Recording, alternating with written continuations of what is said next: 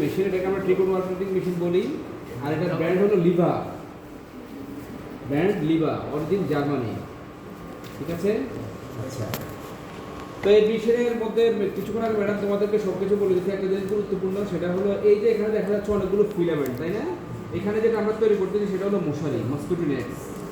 এই মশারি তৈরি করতেছি। অনেকের কাছে মনে হতে পারে যে এখানে এতগুলো বিম থেকে আসে এতগুলো মাকড়সার মতো সুতা, দু একটা সুতা না থাকলে এমন কি হবে? দেখো এখানে একটা সুতার মতো ছিঁড়ে গেছে, এই যে লম্বা বরাবর বরাবর ছিদ্র হয়ে গেছে। যতক্ষণ পর্যন্ত এটা ঠিক না করবে ততক্ষণ পর্যন্ত ফেব্রিকের মধ্যখানে ফাড়া দাগের মতো আসতে থাকবে, স্প্লিটিং মার্কের মতো আসতে থাকবে। এই একটা সুতো কত ইম্পর্টেন্ট, বুঝে গেছে? তার মানে এখানে যতগুলো সুতো আছে একটাও লেস ইম্পর্টেন্ট না, সবগুলো ইম্পর্টেন্ট। বুঝতে পারছি? আর আরেকটা জিনিস সতর্কতা হিসেবে বলে দেই, তোমার টেক্সটাইল ইঞ্জিনিয়ার, তোমাদের একটা প্রবণতা হলো কোনো জায়গায় যাওয়ার সাথে সাথে সুইচ দেখে টিপ মারো। এটা কিন্তু খুব বিপজ্জনক ঘটনা ঘটতে পারে। মনে করো একজন অপারেটর মেশিনের কাজ করার জন্য মেশিনের ভিতরে রানিং মুডে রেখে গেছে, তুমি এসে বললে মেশিন বন্ধ করো, অথবা তুমি দীর্ঘদিন যাবত কৃমিনাশক খাও না, তোমার নানা রকম সমস্যা, তুমি সুইচে পুশ করে দিলে, অপারেটর মা বলবে গো বলার সময় পাবে না। বুঝতে পারছি? ইঞ্জিনিয়ারের চলাফেরা, ইঞ্জিনিয়ারের মুভমেন্ট সব কিছু হতে হবে ইঞ্জিনিয়ারের মতোই। আর তোমরা ওইভাবে যদি এখন থেকে নিজেকে করতে না পারো তাহলে সামনে থেকে বড় বিপদের সম্মুখীন হবে, এইদিকে মাথায় রাখবো, কেমন? যে কোনো ল্যাবে গেলে অবশ্যই সতর্কতা অবলম্বন করতে হবে। এটা নিজের লাইফে বাস্তব চাকরি জীবনের জন্য প্রযোজ্য, এই বুটেক্সের ল্যাবের জন্য প্রযোজ্য। আমি কাউকে ইন্ডিকেট করে কিছু করে নাই, এটা বাস্তব অভিজ্ঞতা থেকে আমার বলা দরকারের জন্য বলছি। ঠিক আছে? তো এখানে যেটা দেখা যাচ্ছে এটা হলো আমাদের মসকিটো নেটস। আর ম্যাডাম যা যা আছে সব কিছুই বলছে। তারপর আমরা বলি এখানে নিটিং করার জন্য নিটিং দুই ধরনের হয়, একটা হলো ওয়ার্ক নিটিং আর একটা হলো ওয়েব নিটিং। ওয়ার্ক নিটিংটা আমরা যদি এটার সাথে যদি একটা জিনিসের সাথে বিশেষভাবে যদি ব্যাপারটাকে ম্যাচ করার চেষ্টা করি তাহলে সহজে মনে থাকবে। ওভেন ফেব্রিকের মধ্যে দুই সেট ইয়ার্ন থাকে, একটাকে বলা হয় ওয়ার্ক ইয়ার্ন, আরেকটাকে বলা হয় ওয়েব টিয়ার্ন। আমরা ওয়েব টিয়ার্নটা কোন দিকে থাকে? ফেব্রিক বরাবর, প্রস্থ বরাবর, আর দৈর্ঘ্য বরাবর যেটা থাকে সেটা হলো ওয়ার্ক। যে নিটিংয়ে সুতাগুলো ভার্টিক্যালি ফিট করা হয় এবং ফেব্রিকের মধ্যে ভার্টিক্যালি থাকে সেটাকে বলা হয় ওয়ার্ক ইয়ার্ন। তাহলে ওয়ার্ক ইয়ার্ন বা ওয়ার্ক নিটিং, যেখানে এই যে ফেব্রিকটা আছে এটা হলো ফেব্রিকের লেন্থ। এই ওয়ার্ক নিটিংয়ের মধ্যে আমি এই সুতাগুলোকে ভার্টিক্যালভাবে ফিট করার পাশাপাশি ভার্টিক্যালি ফেব্রিকের মধ্যে সেটা স্ট্রাকচারালি রান করতেছে। আর ওয়েব নিটিংয়ের মধ্যে সুতাকে যেভাবে দেয় না কেন সুতা কিন্তু হরিজন্টালি এইভাবে মুভ করে বা হরিজন্টালি লুপ তৈরি করে অথবা হরিজন্টালি ইন্টারলুপিংয়ের মধ্যে অংশগ্রহণ করে। তাহলে যে নিটিংয়ে লুপগুলো হরিজন্টালি বা কোর্সগুলো, এই যে সুতাগুলো আছে এগুলোকে বলা হয় কোর্স। কথাটা কী বলে? কোর্সগুলো হরিজন্টালি রান করে আনুভূমিকভাবে, সেটা হলো ওয়েব নিটিং। আর যে নিটিংয়ে কোর্সগুলো ভার্টিক্যাল বা লেন্থ বরাবর রান করে সেটা হলো ওয়ার্ক নিটিং। এটা তাহলে কি নিটিং? Work knitting. ওয়ার্ক নিটিংয়ের মধ্যে যে বিশেষ ব্যাপারটা আছে কম্পারেটিভলি ওয়েব নিটিংয়ের সাথে সেটা হলো কোর্স। কোর্সের ব্যাপারটা কি? আমরা ওয়েব নিটিংয়ের মধ্যে একটা সুতা দিয়ে কাপড় তৈরি করতে পারি। সক্স নিটিং দেখছো না? সক্স নিটিংয়ের মধ্যে সুতা কয়টা? একটা। এই যে বিবেট দেখে আসছে ওটার মধ্যে সুতা একটা, নিডেল অসংখ্য না? তাহলে অসংখ্য নিডেল থাকা সত্ত্বেও একটা সুতা দিয়ে কাপড় তৈরি করা যায়। কারণ নিডেল যখন এভাবে উপর দিকে উঠে তখন এই সবগুলো নিডেলকে আমরা হরিজন্টালি সুতা ফিট করলে সবগুলো নিডেল পাবে না, কিন্তু ভার্টিক্যালি যখন আমরা কোনো নিডেলকে সুতা ফিট করাতে যাই তখন প্রত্যেকটা নিডেলের জন্য ইন্ডিভিজুয়াল সুতা লাগবে, যার জন্যে আমাদের এখানে আমরা এতগুলো সুতা সরবরাহ করছি নিটিংয়ের জন্যে। দেখো এক একটা ভীমের মধ্যে সুতা আছে প্রায় 750টা করে, তাহলে কতগুলো সুতা আছে? আর এতগুলো ভীম থেকে সুতা সরবরাহ করার পর যে সুতাগুলো হলো সেগুলো হলো টোটাল নিডেলের পরিমাণ। এই মেশিনে যতগুলো নিডেল আছে ঠিক ততটা সুতা দেওয়া আছে, তার মানে প্রত্যেকটা ইন্ডিভিজুয়াল নিডেলের জন্য একটা করে সুতা সরবরাহ করা আছে। ব্যাপারটা বুঝতেছো? আচ্ছা, একটা করে সুতা দিতে হবে। ওয়েব নিটিংয়ে নিডেল সংখ্যা যাই হোক না কেন একটা সুতা দিয়ে কাপড় তৈরি করা যায়। ঠিক আছে? আর এখানে দুটা কলম দাও।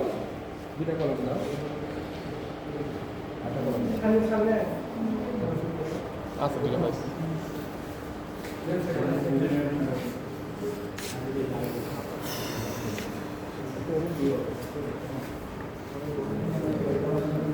ওয়েব নিটিংয়ের মধ্যে তিন ধরনের ক্যাম্প সম্পর্কে আমরা পড়ছি, knit camp, tuck camp, miss camp.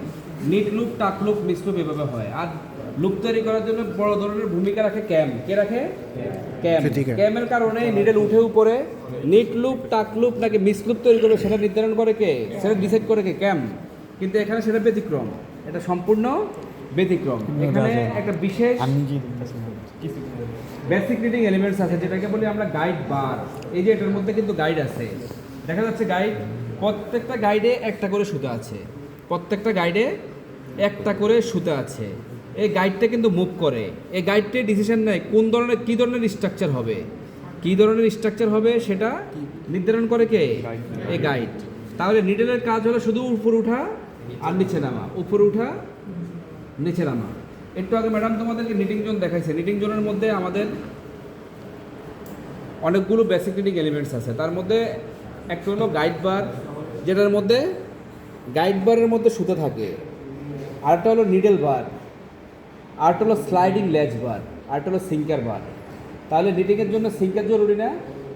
Sinker এর কাজ কি? সিঙ্কারের কাজ হলো নিডলকে লুপ তৈরিতে সাপোর্ট দেওয়া।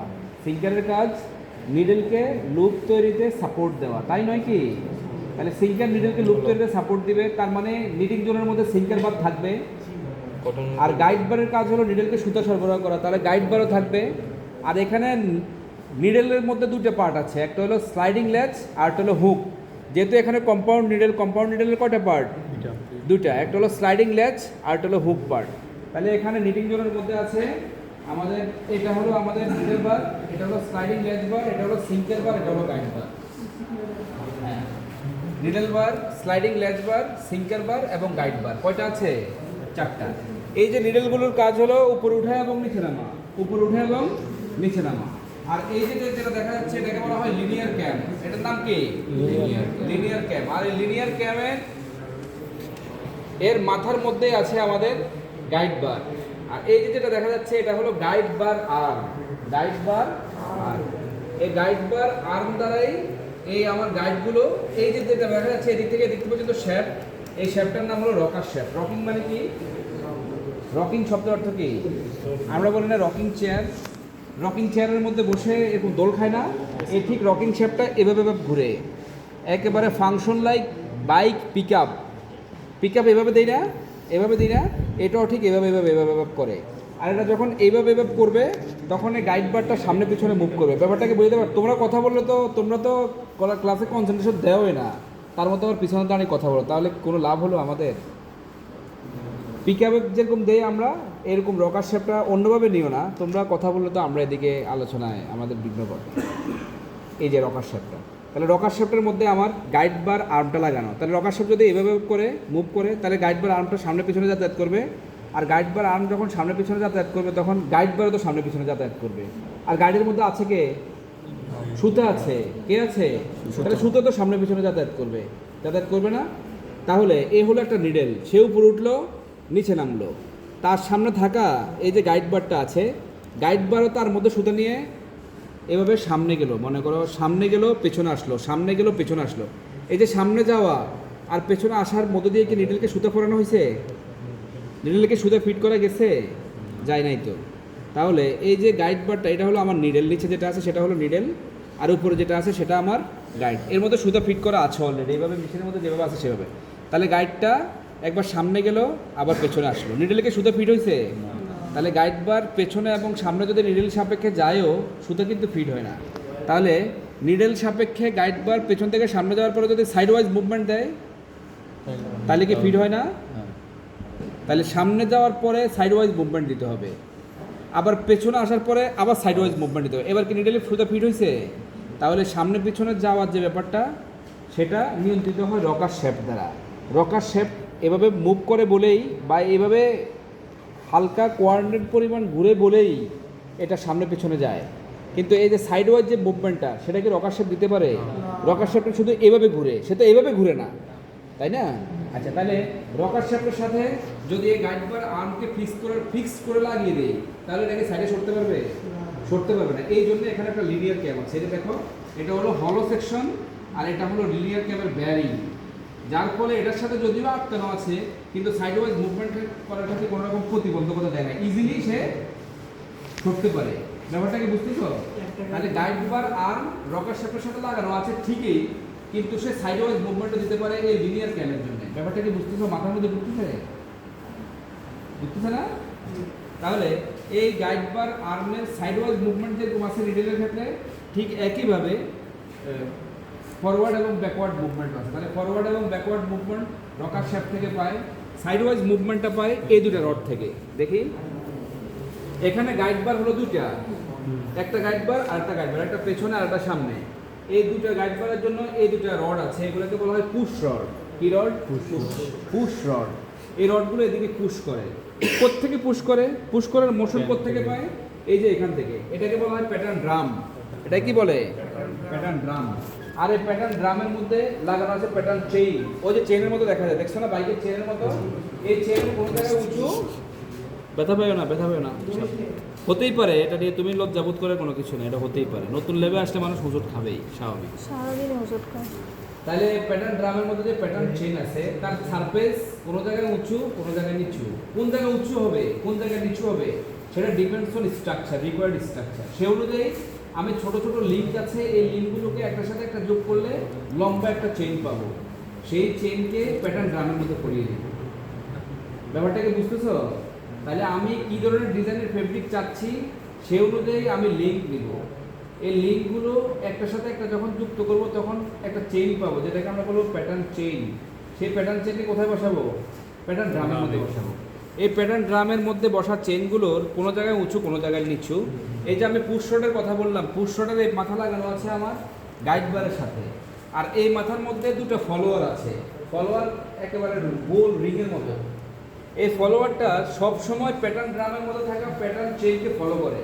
তার মানে যদি কোনো জায়গায় উঁচু হয় তাহলে সে এদিকে আসবে, আর কোনো জায়গায় নিচু হলে সে এদিকে যাবে। তাহলে এদিকে আসার ব্যাপারটা প্যাটার্ন ড্রামের মধ্যে অবস্থিত প্যাটার্ন চেইন দ্বারা নিয়ন্ত্রিত হয়। এদিকে যাবে কীভাবে? এদিক থেকে কেউ ধাক্কা দিচ্ছে না।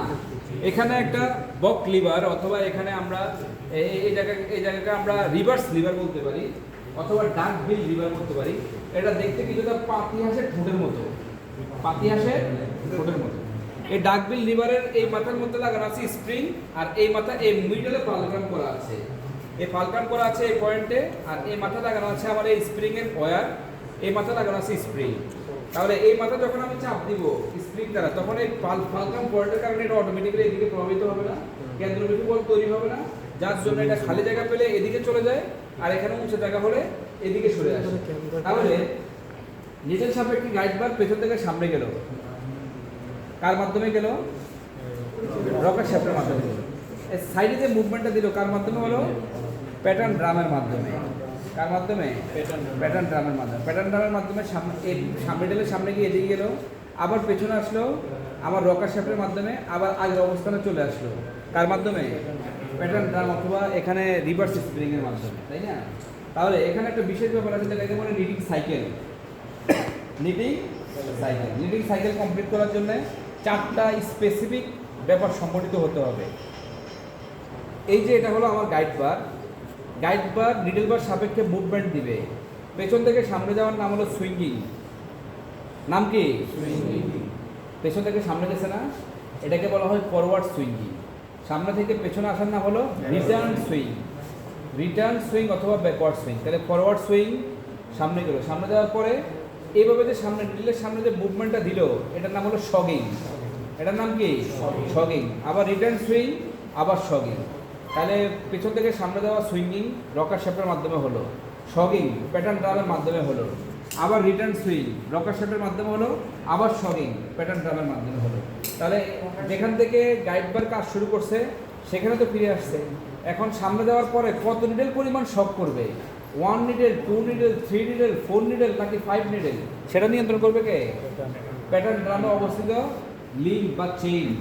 আর 1 নিডেল, 2 নিডেল, 3 নিডেল, 4 নিডেল পরিমাণ শগিংয়ের উপর ডিপেন্ড করে স্ট্রাকচারাল পরিবর্তন। যার জন্য আমরা বলি গাইড বারের মুভমেন্ট দিয়ে কিন্তু আমরা এখানে স্ট্রাকচার চেঞ্জ করি, আর সেটা মুভমেন্টের পরিবর্তন ঘটায় প্যাটার্ন ড্রামের মধ্যে অবস্থিত প্যাটার্ন চেইন। বুঝতে পারছি? তাহলে এই নিটিং মেশিনের মধ্যে নিটিং ওয়ার্কম্যানের নিটিং সাইকেল হলো সুইঙ্গিং অ্যান্ড শগিং। তাহলে সুইঙ্গিং করবে কে? Rocker shaft. আর শগিং করবে কে? Pattern drum. আর শগিং এর মাধ্যমে কত নিডেল পরিমাণ শগিং করবে, কি ধরনের স্ট্রাকচার হবে, সেটা ডিপেন্ড। বুঝতে পারছি? ক্লিয়ার সবাই? আর বাকি সব কিছু ম্যাডাম তোমাদের বলছে। কারো কোনো কোশ্চেন আছে?